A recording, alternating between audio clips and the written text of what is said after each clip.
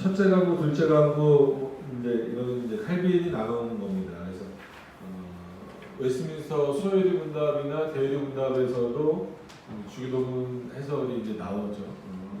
약간 이제 나눠지는 부분들이 달라질 수도 있지만 그거는 이제 그 당시 상황이나 뭐 각자 어떤 그 신학자들의 그 기준에 따라 다른 거니까 꼭 이렇게만 나눠야 된다라는 것은 아니지만 어떻게 보면 큰 기준은 칼빈이 정해놓은 거는 사실이에요. 대체적으로 이 흐름을 따라서 이제 보게 됩니다. 자, 이제 첫 번째 강구 이름이 즉 하나님의 이름이 거룩히 여김을 받으시오며 이제 마태복음 6장 9절에 나오는 거죠. 그래서 17번 거기로 넘어가서 보시면 하나님의 이름으로는 여기서 그의 모든 권세, 곧 그의 권능, 지혜, 의, 자비, 진리 등 그분의 모든 능력으로 구성된 것이 지칭된다. 즉 하나님의 존재하심이라든지 또 하나님의 속성이라든지 하나님의 일하심이라든지 이런 모든 내용들 하나님과 관련된 모든 내용들이 다 포함되어져 있다라고 하는 겁니다. 그의 이름이 말하는 것이 그렇다는 거예요.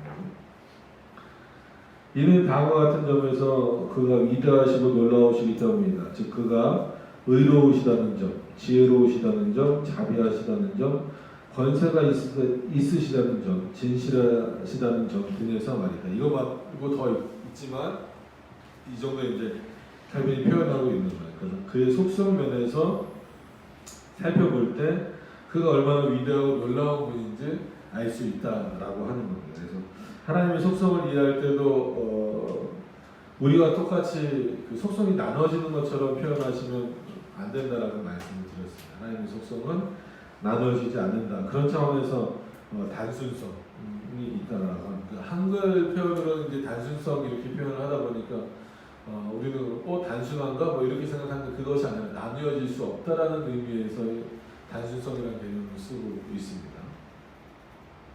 자, 그러므로 이와 같은 존귀하심이 이와 같은 능력으로 말미암아 거룩히 여김을 받으라고 우리는 간구한다. 이때 하나님께는 아무것도 더해지거나 감해지는 것이 아니기 때문에 자, 이 부분을 잘 이해하셨으면 좋겠어요. 그러니까 우리가 하나님 앞에 기도한다라고 해서 우리가 기도하기 때문에 뭐가 하나님께 더해지는 게 아니라는 거예요. 또 우리가 기도 안 하거나 뭐 하나님의 뜻을 어기거나 이런다고 뭐가 이렇게 빼지는 것도 아니라는 거예요. 하나님은 그분 자체 내 스스로 자기 본인 스스로 완전하시고 온전하시고 전능하신 분이시다라고 하는 것을 반드시 기억을 하셔야 됩니다. 우리는 다른 사람의 영향을 받을 수밖에 없어요. 사람은. 그래서 내가 아무리 뭔가 많이 갖고 있고 뭔가 이렇게 좀 뭐 온전하다 하더라도 주변의 영향을 받을 수밖에 없습니다. 뭐 그게 자녀가 됐든 어떤 뭐 친구가 됐든 다른 가족이 됐든 뭐 직장 동료가 됐든 영향을 받을 수밖에 없어요. 그래서 쉽게 표현해서 화를 잘 안 내는 사람이 있다 그러면은 막 장난으로 이제 저 사람 화나게 해봐 그러면 뭐 화나게 할 일 뭐 한두 가지가 많잖아요. 그러다 보면 그런 일들도 생기잖아요. 근데 하나님을 그렇게 생각하지 말라는 거예요. 우리에 의해서 가감, 즉 더해지거나 빼지시는 분이 아니시다라고 하는 거예요. 어떤 면에서는 두 가지 측면을 좀 잘 이해를 하셔야 되겠죠. 어떤 면에서는 심지어 우리가 하나님의 이름을 욕되게 하는 일을 한다 할지라도 실제로 그분의 이름은 욕되짐을 받지 않으신다는 언제나 거룩한 분이시고 높임을 받는 이름으로 있다라는 거예요. 이미 그런 분이지만 어떻게 보면은 우리와 관련돼서 그리고 우리를 통하여서 그의 이름을 접하는 부분에 있어서 하나님께 온전히 영광을 돌리지 못할 때 또 하나님 그것을 통하여서 자신의 이름을 더럽히는 것을 그냥 내버려 두시지 않는다라는 거예요. 실제로 하나님의 해가 가서가 아니라고 하는 것을 이해를 하셨으면 좋겠습니다. 그게 이제 좀 어려운 부분이에요.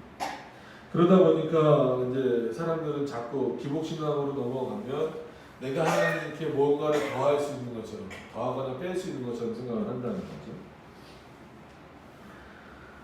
자, 그의 존귀하심이 하나님 자신 안에서 거룩히 여김을 받으리라고 간구하지 않는다. 도리어 모든 사람들에게 거룩히 여김을 받으라고, 다시 말해 진정으로 인정과 높임을 받으라고 간구한다라고 하는 거죠. 그래서 하나님의 이름이 거룩히 여김을 받으시오며라고 하는 것은 우리가 하나님의 이름을 거룩히 여긴다라고 해서 그때부터 하나님이 거룩히 여김을 받아주시는 것이 아니라 오히려 그렇게 하나님의 이름을 거룩히 여기는 자들, 하나님의 이름이 거룩하게 되어지기를 소망합니다라고 기도하는 자들에게 어떤 유익을 주시냐면 그들이 거룩해지도록 하는 유익을 허락해 주신다는 거예요. 그래서 하나님의 이름이 거룩해지기를 원합니다라고 하는 것은 결국은 궁극적으로는 하나님이 누구에게 유익이 되도록 하시는 거예요?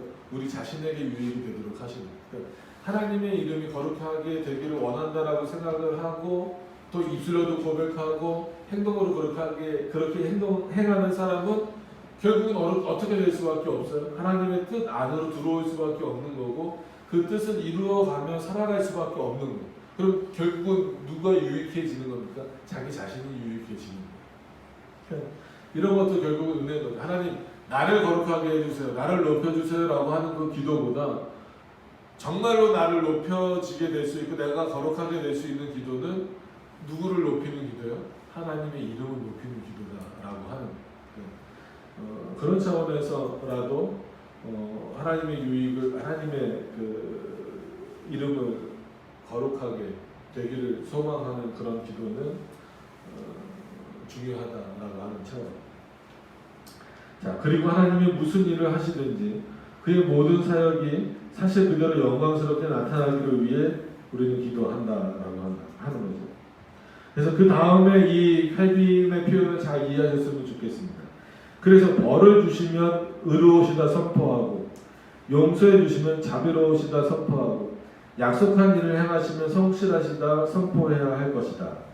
이렇게 표현한다고 하더라도 하나님은 언제나 의로우시고 자비로우시고 또 성실하시다라고 하는 것을 기억하셔야 된다는 거예요. 그러니까 이거는 어떻게 보면 칼빈이 우리에게 잘 이해하라고 설명을 하고 있는 거거든요.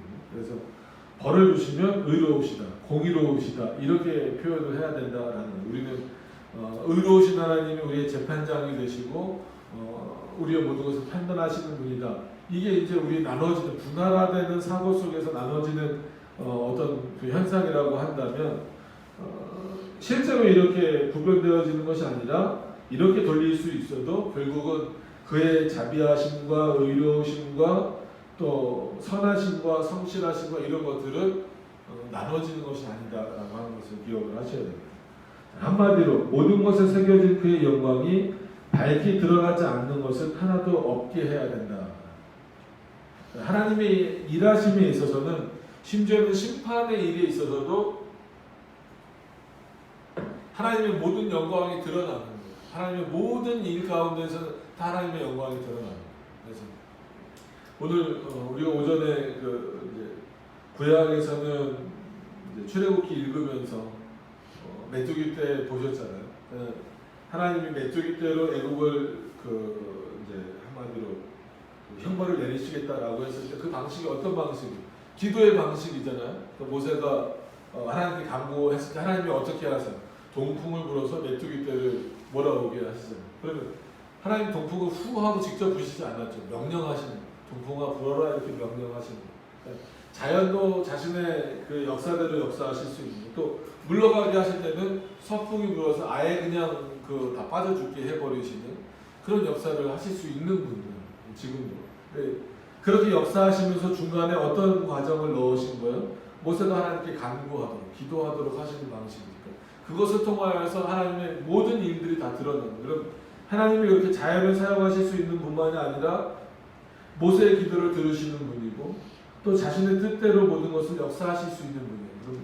그분의 어떤 메뚜기 떼를 역사하시는 형벌을 내리시는 일을 통하여서도 형벌을 내리시는 그 부분에 있어서는 공의로우시다라고 말할 수 있을 거고 모세의 기도를 들으시는 차원에서는 또 그를 기뻐하시는 어떤 차원이 되실 거고 또 그 역사하시는 차원에서는 그의 전능하심이 나타날 수 있다는 거죠. 그러니까 성경 한 구절 또 한 문맥을 보더라도 하나님은 어떤 분이시구나라고 하는 것을 전체적으로 다 알 수 있다라고 하는 거예요. 어떤 특정한 부분만 나타난다라고 해서 그 부분만 드러날 수는 없다는 거죠. 하나님은 나눠지지 않게, 그러니까 위격으로만 나눠지지 않는 것이 아니라 속성으로도 나눠지지 않게 전부 다 역사하시는 분이다라고 하는 거예요. 자, 한마디로 모든 것에 새겨진 그의 영광이 밝히 드러나지 않는 것이 하나도 없게 해야 하고, 그리하여 모든 영혼 속에 모든 혀 위에 그에 대한 찬송이 울려나도록 해야 할 것이다. 우리의 영혼 속에 우리 모든 혀 위에 하나님을 찬양하도록 해야 된다는 결국은 하나님의 이름이 거룩히 여김을 받길 원합니다라고 기도하는 것은 하나님 찬양하는 거죠. 그래서 이사야서에 나오는 것처럼 뭐라고요? 내가 이 백성을 왜 지었다고요? 나를 찬송케 하기 위해서 지었어. 그건 단순히 노래가 아니란 말이에요. 모든 삶을 통하여서 모든 생각과 언어와 이런 모든 것들을 통하여서 하나님 앞에 영광을 돌리고 그 하나님을 높이라라는 차원에서 내가 이 백성을 지었다. 그럼 반대로 우리가 생각할 때 나는 왜 지음을 받았을까? 그럼 나는 이 세상에 왜 태어났을까라고 하면 내 목적은 뭐예요? 하나님을 찬양하기 위해서 태어났다라는. 그래서 성경이 그렇게 분명히 기록되어져 있는데 그런 목적을 우리는 부가적인 것, 2차적인 것으로 생각을 해요. 1차적인 것은 내가 좋은 것, 내가 원하는 것, 내가 복받는 것, 내가 잘 되는 것, 여기에 목적을 두는 거예요. 근데 하나님이 우리를 만드신 목적은 거기에 있지 않고 나를 찬양케 하기 위해서 만드셨다는 게 1차 목적인데 우리는 우리의 1차 목적을 거기에다가 자꾸 안 둬요. 그리스도인이라고 말하면서 스스로 그리스도인이라고 말하면서 그러면은 당신의 1차적인 목적이 뭡니까? 라고 했을 때 솔직한 얘기로 모든 그리스도인들에게 물어봐요. 당신은 왜 존재합니까? 당신은 무엇을 위해서 존재합니까? 왜 살아가고 있습니까? 라고 말하면 저에게 질문을 하든 여러분들에게 질문을 하든 아니면 어느 누구에게 그리스도인이다 라고 말하는 사람들에게 질문하면 답변이 똑같아야 돼요. 뭐라고요? 하나님을 찬양하기 위해서, 하나님을 영광스럽게 하기 위해서, 그에게 영광을 돌리기 위해서 나는 존재합니다. 이게 정답이에요. 근데 다 다르잖아요. 왜 존재합니까? 목적이 뭡니까? 그럼 다 달라요. 나는 이게 목적입니다. 물론 꿈을 가지고 살아야 돼요. 어떤 뭐가 되고 싶다는 꿈을 가지고 살아야 되지만 그 꿈을 가지고 사는 목적도 가장 근원적인 목적은 뭐예요? 하나님의 영광을 위한 거예요. 하나님을 찬양하기 위한 거고 그의 이름을 거룩하게 높이기 위한 거다라는 거예요. 근데 이 목적이 상실되는 순간 하나님은 나를 도와주는 분 정도예요. 안 도와주면 그에게 화내는 거예요. 땡깡 부리고. 그럼 안 된다는 거예요. 하나님은 우리를 돕기 위한 존재가 아닙니다. 자신의 주권적으로 우리를 이끌어 나가시는 거예요. 그래서 뭐 여러 번 말씀드렸지만 무슨 뭐 목적이 이끄는 삶이라든지 무슨 긍정의 힘이라든지 이런 책들 엄청 유행하잖아요. 그런 책들이 유행하는 것이 어떤 시대적인 상황이나 이런 것일 수도 있지만 딱 보시면 알아요. 아, 인간의 성향이 이렇구나. 그 목적이 이끄는 삶의 내용, 그 책의 내용이 핵심적인 내용이 뭐예요? 너가 목적을 딱 설정해 두고 하나님 앞에 열심히 기도하고 그 목적을 이루기 위해서 살아가면 하나님이 그 목적을 이루기 위해서 너를 도와주신다는 거잖아요. 그럼 하나님이 주체가 되는 겁니까? 목적을 설정하는 인간이 주체가 되는 겁니까? 인간이 주체가 되잖아요. 이 세상은 인간이 주체가 될 수 없는 세상인데 뭐 긍정적으로 생각하면은 다 좋아진다. 아니에요. 여러분 긍정의 힘이라는 뭐 표현이 있긴 하지만 긍정적으로 생각하면 모든 게 다 좋아집니까? 그렇지 않습니다.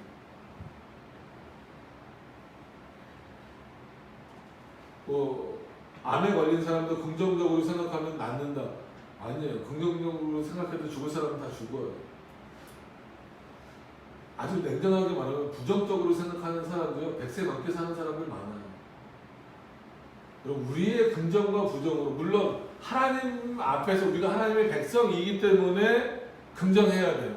긍정적으로 살아야 돼요. 이것과 우리가 긍정적으로 살면 뭔가 될 것처럼 생각하는 것과는 차원이 다르다는 거예요. 내가 하나님의 백성이기 때문에 세상에서의 이런 모든 일들이 나에게 유익이 되지 않고 부정적인 일로 다가오더라도 우리는 긍정적으로 생각해야 된다. 왜? 하나님이 나의 하나님이 되셨기 때문에. 이렇게 생각하는 거하고 지금 내 상황이 어렵지만 긍정적으로 생각하면 그걸 보시고 하나님이 우리를 도와주셔서 결국 그 일이 긍정적으로 바뀔 거다라고 생각하면 안 된다라는 거예요. 근데 대부분 후자로 생각을 하는 경우가 많아요. 그렇게 바뀌는 게 아니에요. 하나님의 뜻은 그렇게 바뀌는 게 아니에요. 생각을 잘 하셔야 됩니다. 그래서 우리는 긍정적이어야 되고 어떤 목적을 가지고 기도해야 되지만 그게 우리가 주체가 되고 그것이 하나님의 뜻을 바꿀 거라고 생각하시면 안 되는 거예요.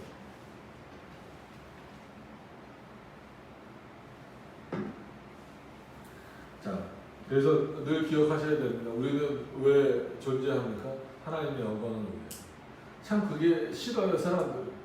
자기 영광을 위해서 살고 싶거든요. 그게 인간의 본성은 어쩔 수 없죠. 그럼에도 불구하고 우리 뜻은 그렇다라고 하는 것을, 존재의 몫은 그렇다라고 하는 것을 기억하셨으면 좋겠습니다. 자, 끝으로 이 거룩한, 여기 끝으로입니다.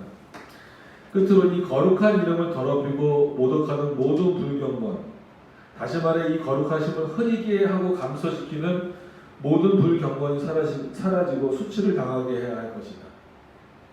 여러분, 하나님의 이름이 거룩히 여김을 받게 해달라고 하는 것에 대해서 그 이름이 더럽혀지고 모독하게 되는 불경건은 로마 가톨릭이나 제세례파들만 했던 게 아니에요. 아까 말씀드렸던 그런 일들, 우리도 얼마든지 그런 유혹에 빠질 수 있고 넘어가기도 하고 그렇게 살아오는 경우도 많이 있었다라고 하는 거예요.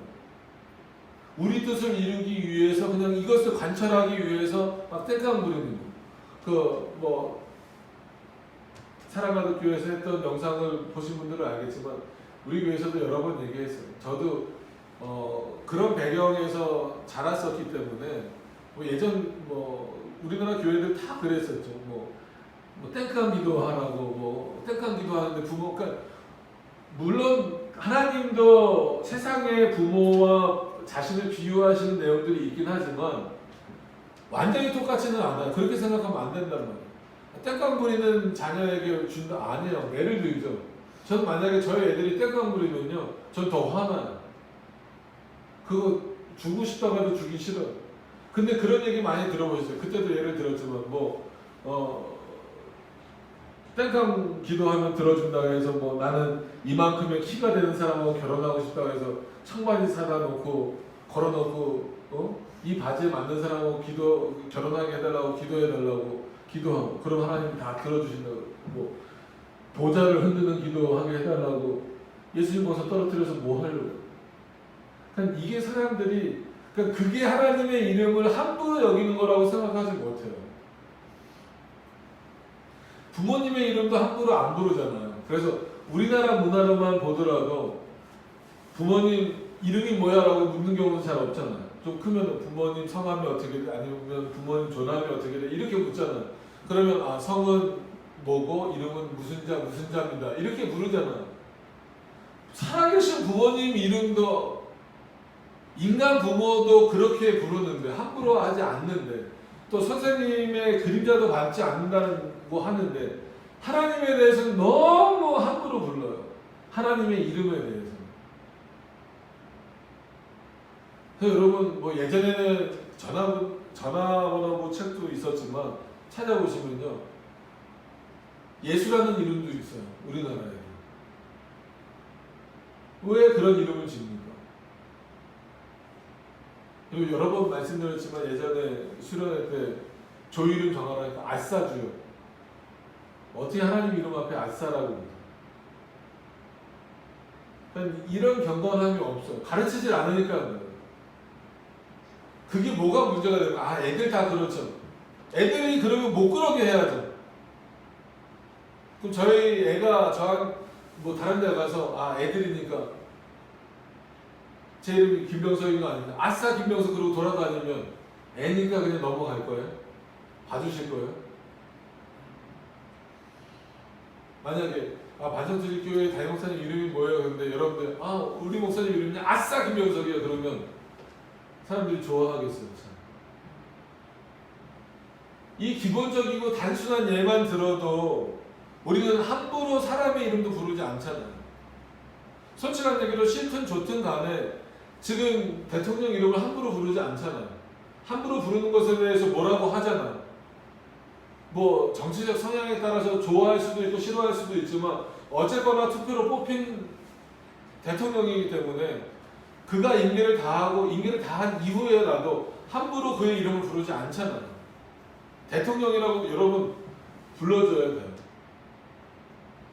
마음에 들든 안 들든 간에 이승만 대통령, 박근혜 대통령, 그 다음에 지금 대통령 문재인 대통령 분명하게 불러주세요. 좌파 우파를 떠나서 나는 뭐 우파니까 문재인이라고 부를 거야. 나는 뭐 좌파니까 박근혜라고 부를 거야. 이거는 근본적으로 잘못된 거예요. 그리스도인들은 최소한 그러면 안 됩니다. 존중할 수 있어야 돼요. 그것도 못하면서 하나님의 이름을 높여요? 불가능한 거예요. 그러니까 하나님의 이름을 함부로 사용하는 거예요. 막 사용하잖아요, 막. 지금 하나님이 역사하십니다. 하나님은 언제나 역사하세요. 부흥 강사들 함부로 막 사용하잖아요. 지금 성령님이 자기 손을 통해서 나갑니다. 말도 안 되는 얘기를 하고 있어요. 뭐 아이언맨이에요, 여기서 막 나가게. 이런 표현들, 우리가 쉽게 썼던 그 표현들이 굉장히 이런 부분들이 많아요. 그러니까 우리는 이 칼빈의 글을 읽으면서도 그의 거룩한 이름을 더럽히고 모독하는 이 모든 불경건한 것을 사라지게 해야 된다 하면은 그래 로마 가톨릭은 잘못됐어, 뭐 이단들은 잘못됐어, 이런 것만 생각하잖아요. 우리 안에 잘못된 부분들을 더 깊숙이 발견하셔서 좀 없애셔야 돼요.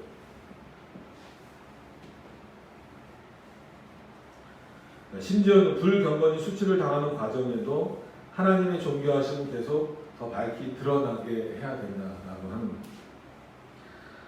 그래야죠, 당연히. 오히려 그 하나님을 모독하는 자들을 수치당하게 함으로 통하여서 하나님의 존귀하심이 더 높여질 수밖에 없습니다.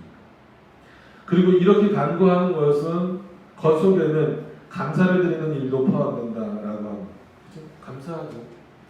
그 거룩하신 하나님이 결국은 우리를 거룩하게 해주시는 거고 우리를 택하여 주셨기 때문에 그런 겁니다. 이는 하나님의 이름이 어디서나 거룩히 여김을 받게 되기를 위해 우리가 간구할 때 모든 채와 여러 가지 내용들을 우리들에게 주심에 대해서 그의 찬송을 올리고 모든 것을 그에게서 받은 것으로 돌려드리고, 모든 것을 그에게서 받은 것으로 다시 돌려드리는 방식이에요. 우리를 향한 그의 은총을 인정해 드려야 하기 때문에 그렇습니다. 하나님의 이름을 거룩히 여긴다라고 하는 것은 함부로 생각하시면 안 돼요. 그래서 예배 드릴 때 자세도 똑바로 해요. 알았어? 저희 애들한테 얘기해요. 그래서 제가 예전에 유치원 맡았을 때 예배 시간에 하도 애들이 말을 안 듣는데 4살, 5살 애들도 무릎 꿇게 시켰어. 그건 훈련으로 시킨 거예요. 그러니까 예배 드릴 때 무릎 꿇어라 이게 옳다는 게 아니라 천방지축이잖아요. 유치부 애들 예배 뭐 들어보시면 알겠지만 난리도 아니에요. 그래서 일부러 그렇게 했어요. 어른들한테는 안 그래요. 어른들은 알아서 저기 하는데. 근데 예배를 드리는 데 있어서도 집중을 못해요. 왜냐하면 신학자들이 그리고 썼던 표현이 뭐냐면 최소한 예배는 예배 드리는 시간만큼 우리의 죄를 멈추는 시간이다 이렇게 표현했거든요. 그러니까 그건 뭐예요? 예배 드리는 시간만큼은 누구를 생각하니까 하나님을 생각하고 하나님의 은혜를 생각하는 순간이에요. 그 시간만큼 온전히 하나님 앞에 드리고 하나님께 집중해야 되는데 그러지 못한 거예요. 애들이 삐딱하게 앉아있는 것뿐만 아니라 뭐 그 시간에 꼭 주보 오타 찾는 분들이 있어요. 그 다음에 뭐 드라마 생각하는 분들이 있고 아니면 요즘에 핸드폰에서 뒤에 앉아보면 핸드폰 하고 있고 수도 없이 많습니다. 여러분 그거 하나님이 기뻐하실까요? 예배를 안 받으시는 것을 떠나서 그게 뭘 거룩하지 않게 하는 거예요. 하나님의 이름을 불경하게 여기는 거예요. 피곤해서 졸릴 수는 있지만 예배에 집중하셔야 돼요. 어떤 면에서는 설교 시간에 잠을 자는 것도 그건 불경고 하나입니다. 지금은 뭐 길어야 1시간 정도밖에 안 하는데 저도 종교개혁 시대 때는 설교만 2-3시간이잖아요. 그러니까 오병이의 그 기적을 설교할 때마다 제가 드리는 말씀이 그거예요. 여러분, 우리는 너무 먹는 거에만 초점을 맞추는데 예수님의 설교가 얼마나 길었으면 중간에 밥을 먹어야 될 정도는. 그런데도 사람들이 엄청 쫓아다녔잖아요. 그럼 설교가 10분, 20분이 아니었어요. 중간에 앉아서 밥을 먹지 않으면 헛기가 져서 못 들을 정도란 말이에요. 그럼 그 설교가 얼마나 길었겠어요. 그런데도 사람들이 열심을 내서 듣잖아요. 근데 지금은 뭐 잘하는 설교는 성도들이 설교할 동안에 뭐 2-3번씩 웃어야 되고 25분, 30분 안에 끝나는 게 엑셀런트한 설교예요. 어떻게 보면 이런 문화가 생긴 것 자체가 하나님의 이름을 망령되이 여기는 어떤 상계명에도 걸리고 또 이런 주기도문에도 전부 다 걸리는 거랑 똑같은 거예요. 여러분 20-30분 말씀 듣고 일주일을 어떻게 살아가시겠어요?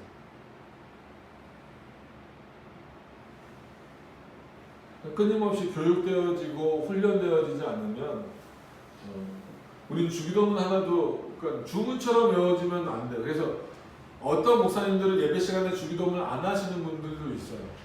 그러니까 주기도문의 의미를 안 둬서 안 하시는 것은 잘못이지만 어떤 경우에 안 하냐면 성도들이 너무 주문처럼 외운다는 거예요. 의미는 전혀 생각하지 않고 그냥 이거 주기도문 하면 이제 집에 가는 거, 집에 예배를 마치는 마지막 순서 이 정도로만 생각을 하기 때문에 안 하신다는 거예요. 거긴 동의를 해요. 동의를 하겠어요. 주기도문은 말 그대로 주문이 아니에요. 어디서 이렇게 묵주 갖고 하듯이 이런 주문이 아닙니다.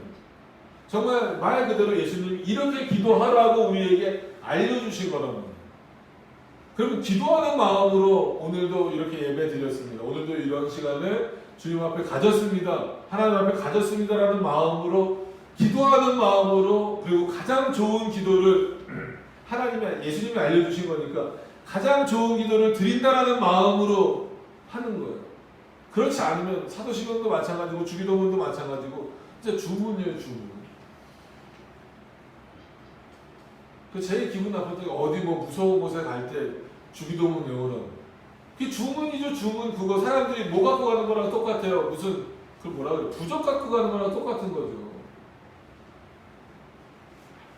그건 제가 두 번째에 넘어가지 않는 건데요. 다 여기 그의 이름을 불경하게 만드는 거랑 똑같은 거예요.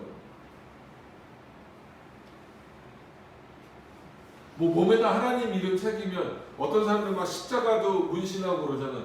그러면 하나님 도와주세요. 안 도와주십니다. 말도 안 되는 얘기들을 하고 그거를 그냥 옳은 것처럼 통용을 하고 있으니 걱정스럽다는 거예요. 그리고 마치 뭐가 자기가 아는 것처럼 다른 사람을 위해서 기도해주면 뭘 알아요. 알기는. 고린도전서 다음 주부터 들어갈 때 그런 내용이 아주 신랄하게 비판이 되겠지만 정말 우리가 정신 차려야 될 부분들이 많습니다.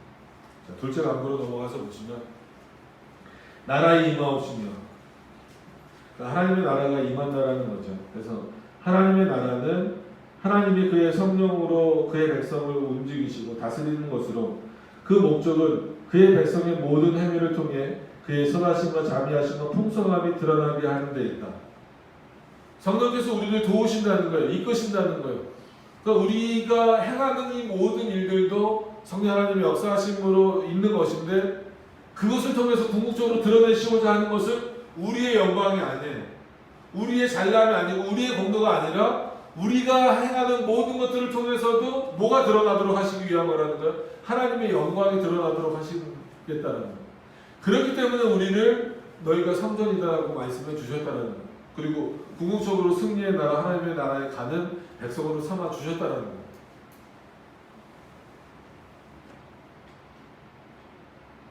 또한 유기된 자들, 즉 버려진 자들은 그를 하나님으로 주님으로 인정하지 않는 자들, 그의 통치에 순종하기를 거부하는 자들을 망하게 하시고 버리시고 그들의 참남한 교만을 꺾어서 그의 권세에 맞설 수 있는 세력은 전혀 없다는 사실이 밝혀지게 하는데도 그 목적이 있다. 그러니까 칼빈에게는 뭐 유기의 서정까지 말하기는 좀 어렵지만 어떤 의미에서 보면 이런 부분들이 어떻게 철저하게 버리시는 거잖아요. 이게 유기자들에게 있어서는 참 무서운 형벌이죠. 이미 이 땅에서도 그렇게 되는 하나님의 은혜 안에 도저히 들어올 수 없는 방식입니다. 그러니까 택자들에게는 성령께서 어떻게 역사하시는 거예요? 하나님의 영광을 드러내는 방식으로 역사해 주시는 건데, 그럼 유기자들에게는 성령의 역사가 없다라고 생각하시면 안 됩니다. 성령께서 그들을 어떻게 살아가도록 역사하시는 거예요?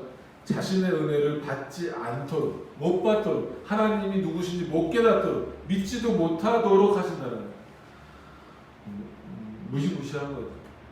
이게 인간의 노력으로 뒤바꿀 수 있어? 안 돼요. 택자가 유기자가 될 수 없고 유기자가 택자가 될 수 없는 방식으로 역사하신다는 거예요.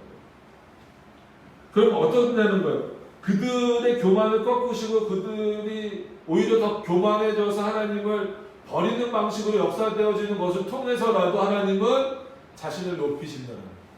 이게 하나님의 독특한 역사의 방식이에요. 우리가 알기는 참 어렵죠. 이해하기 어려운 방식이지만 궁극적으로 하나님 그렇게 역사하신다는 거예요. 그러니까 바로를 통하여서도 하나님은 자신을 드러내신다는 거예요. 로마서 지난 시간에 확인하면서 봤잖아요. 자, 그런데 이 같은 일은 우리 눈앞에 날마다 일어난다. 즉 그의 거룩한 말씀이 왕월처럼 우뚝하게 세워져서 그 홀은 어떤 이런 그 영광스러운 이런 것들을 말하는 거잖아요.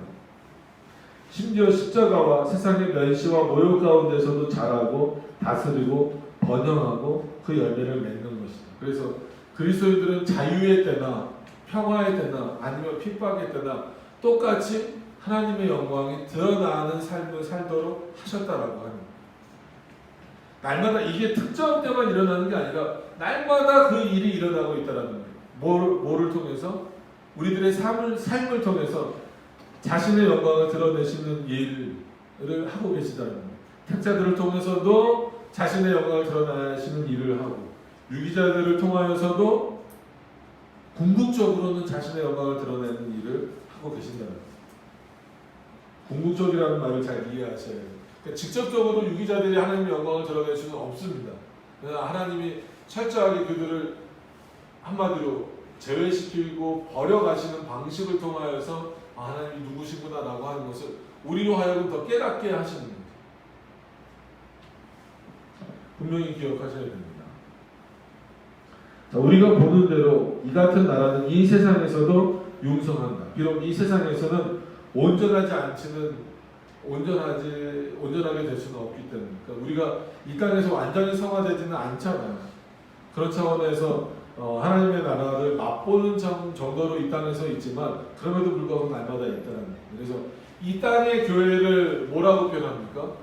전투하는 교회. 그러니까 우리의 전투에 있어서의 무기는 뭐예요? 하나님의 말씀이 무기예요. 그걸 하나님의 말씀을 무기로 삼아서 사단과 싸워 나가는 거예요. 이 세상과 싸워 나가는 거예요.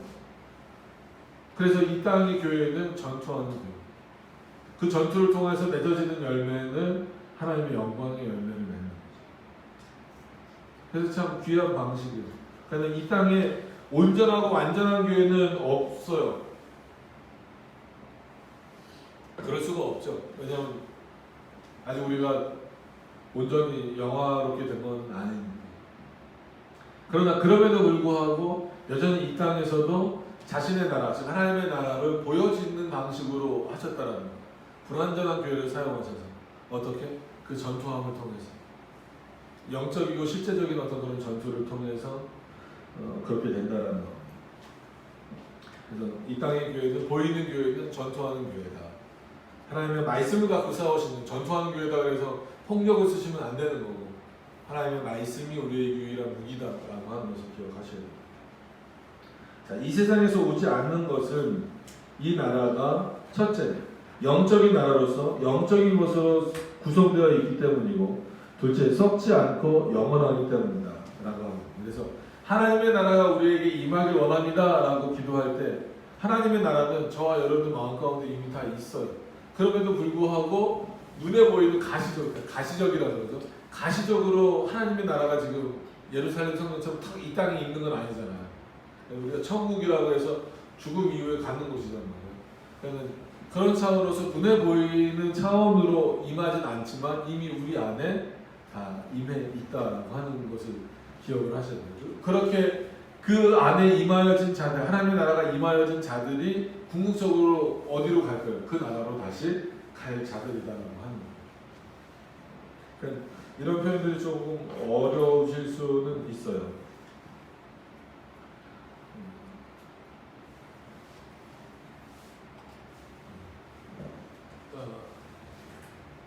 이게 이제 지구라고 해 보시면 지구를 너무 좀 작게 그렸지만, 그러니까 이걸 그냥 우주라고 한번 해보시죠.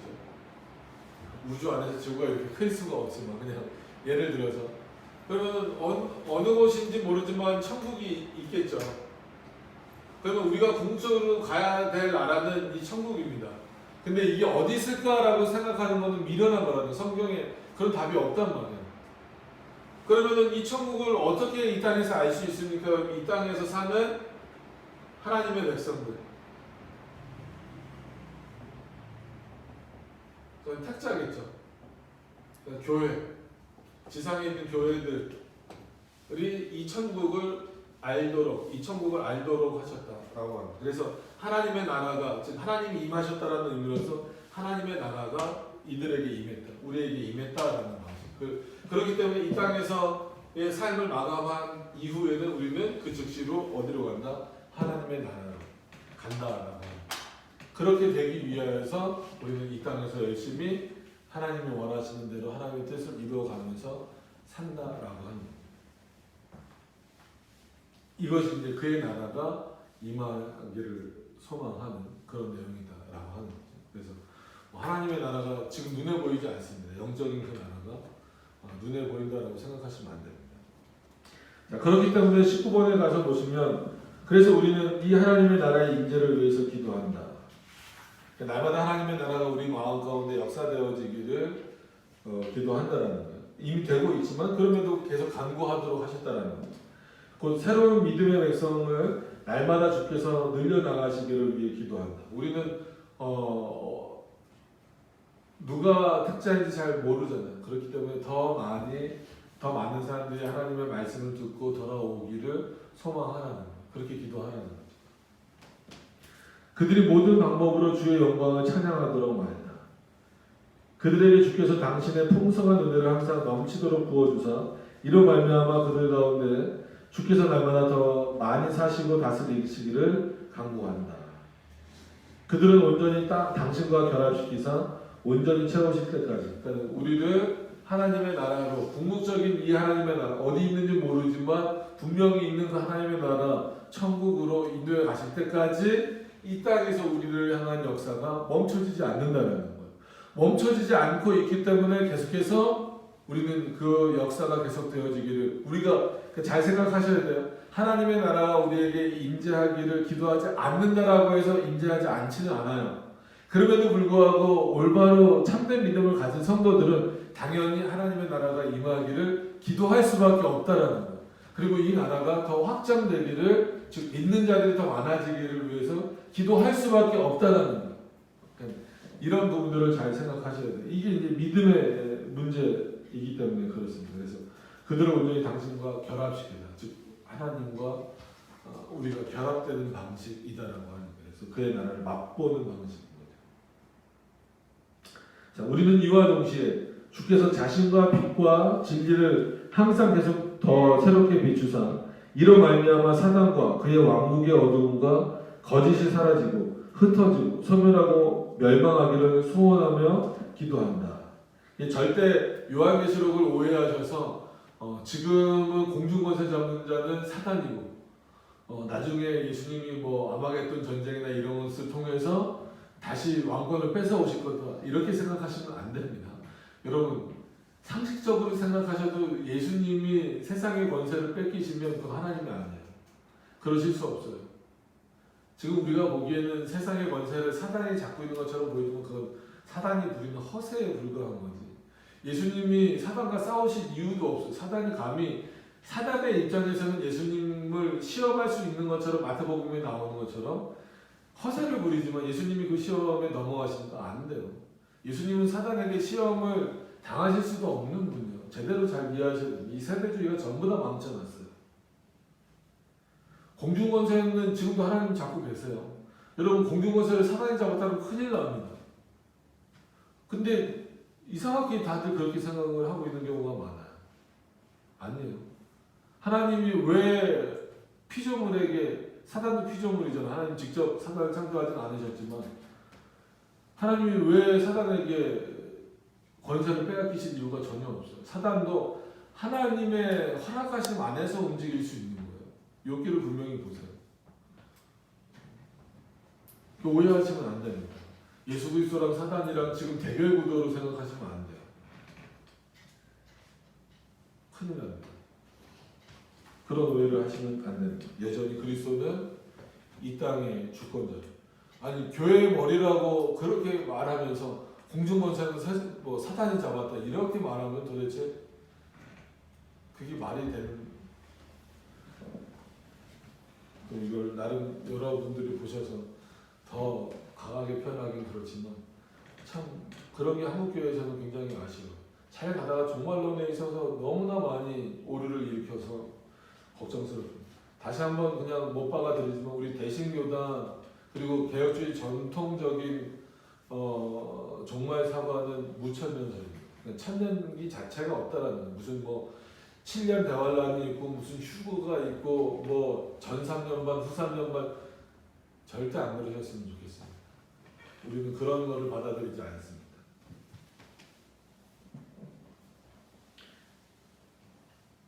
오늘 종말론 하는 시간이 아니니까. 근데 여기 이제 그런 비슷한 표현이 나왔기 때문에 그렇게 말씀을 드립니다. 자, 그러나 우리가 이렇게 하나님의 나라의 임재를 위해 기도와 동시에 간구하는 것은 그것이 마침내 완성되고 충만해지는 것입니다. 이걸 의미와 아직 개념으로 보시면 안 됩니다. 즉 그의 심판이 나타날 때에 말이다. 하나님의 심판이 분명히 있다라는 그런 의미입니다. 그날에는 주님만 높임을 받으실 것이고 만유의 주로서 만유 안에 계실 것이다. 그의 권속이 영광 가운데로 모아지고 영접되는 반면 사단의 왕국은 완전히 무너지고 쓰러지게 된다라고 합니다. 사단의 왕국이라고 표현됐다라고 해서 마치 두 왕국이라고 생각하시면 안 돼요. 그 사단이 부리는 허세 그리고 하나님이 어떻게 보면 그의 작정 아래에서 일정 기간 허용하신 그런 허락하신 허용이라는 개념은 우리는 잘 안 쓰니까 허락하신 그런 차원 안에서 사단이 마치 자신의 왕국처럼 이 세상을 마치 휘어잡는 듯한 모습을 보이고 있는 것이지 우리가 그것을 왕국 진짜 그리스도의 왕국 하나님의 나라처럼 비교하거나 그거랑 이제 비유하는 그런 방식으로 사용하지는 않습니다. 그래서 분명히 기억하셔서 절대로 사단이 우리를 뺏어갈 수 없어요. 그러니까 생각을 잘 하셔야 돼요. 사단은 우리보다 능력이 많습니다. 그래서 우리가 사단을 이길 수는 없어요. 우리에게 사단을 이길 수 있는 능력은 없지만 사단을 이길 수 있습니다. 누구 때문에? 우리 안에서 역사하시는 성령 하나님 때문에. 그래서 야고보서에서도 사단을 대적해서 싸워서 이기라라고 말씀하시잖아요.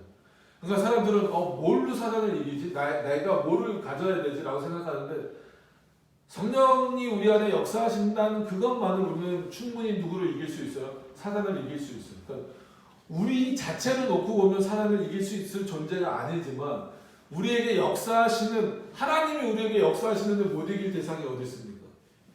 사단을 얼마든지 이길 수 있습니다.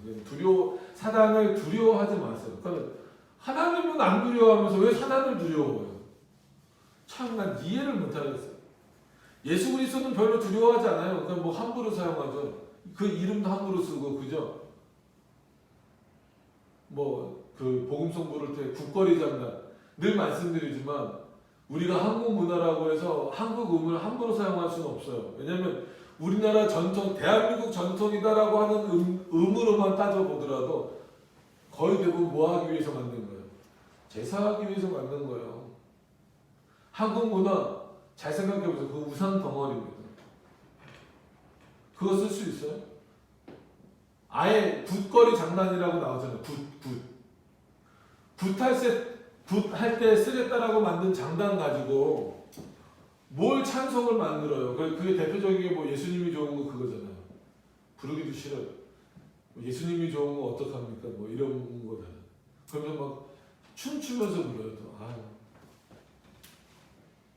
그런 사람들이 허리 좀 아팠으면 좋겠어요. 춤 못 추게. 워십 댄싱, 거룩한 춤, 해석하면 거룩한 춤이잖아요. 예배 춤, 그런 게 어디 성경에 어디 있어요 그런 게?